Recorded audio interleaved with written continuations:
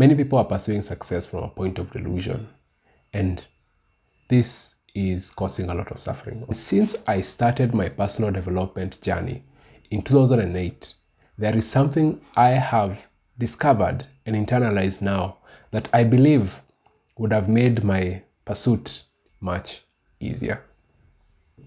I want to share this video to help the many who are suffering unnecessarily because of not fully grasping one aspect of success that is perhaps the most important. My name is Dennis Moro.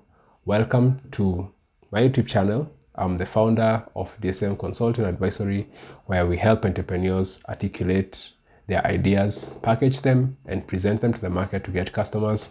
We also help people become the best versions of themselves by sharing personal development and personal branding content. There's a video that I did before this one about what if success is a delusion, something like that. So if you haven't watched that video, you can watch that video to get to understand more about this subject and where I'm coming from. But without further ado, let's dive right in. There's a big problem today. Everybody is striving very hard to make it. In this pursuit, they are following people who are misleading them. I have seen a lot of content online that talks about making things happen, talks about you are the one who is going to determine how things are going to happen in your future. And this, in as much as has some truth to it, is turning out to be very damaging. Because what if, yes, you can take action, you can try and change things, but the question is this change in your life all in your hands? If you want to become successful at your career and you're doing your best to position yourself to be the best candidate, are you the one who is going to hire yourself? Are you the one who is going to make the hiring manager or whoever is hiring to hire you? If you're working on a business and you want to make it the most outstanding business ever, are you the one who is going to be buying from that business to make it a truly successful business? If life is all about how you make it your effort towards crafting the best future ever, then what happens to the things that you cannot control? And what happens if the things that you cannot control are not working in your favor at that time? Yes, it is said that you have to continue working very hard until you make something happen. But what happens when all those things that are supposed to work for you to truly become that successful person are not working? What happens in those circumstances, and how can you still tell yourself that you're making things happen, whereas you know that the reason why things are not happening is because of factors that are beyond your control? How many factors actually are within your control that are going to guarantee your success? Your decisions, right? And when you make decisions, is everything about the decision that you make purely up to you? Are there factors that are beyond your control even when you make certain decisions? If you make the decision to stop using some drugs, are you in control of how your body will or will not react as a result of that decision? Are you in control of how your future is going to turn out because you have chosen to stop taking drugs? Does it mean that everything in your future is somehow magically going to align because you have made one right decision? And does the world owe you a good life because you have made one good decision in your life? Those are questions that are important to think about. And if you choose to pursue this journey of personal development, are you guaranteed that your life is going to turn out better? We talk about averages, we talk about data and statistics, but the truth is, each and every person's life is going to follow a certain path.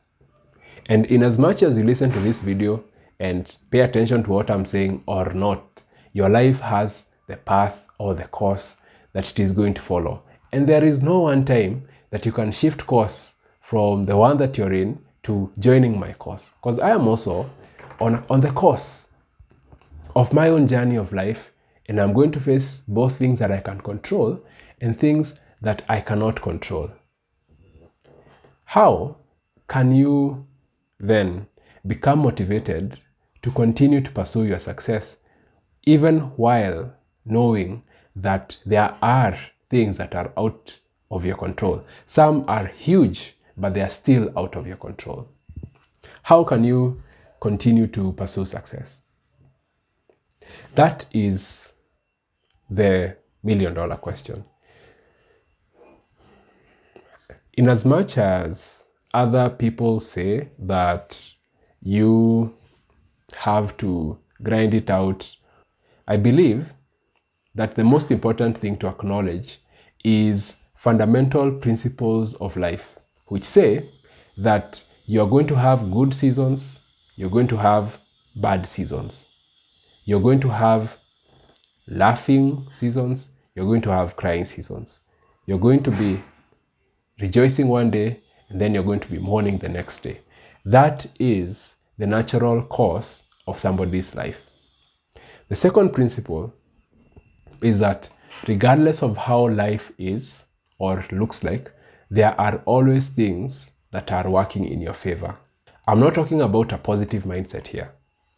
I'm saying that when you look at things keenly, there are always things that are working in your favor. Why? Because sometimes the nature of life is not straightforward. Good things don't always look good.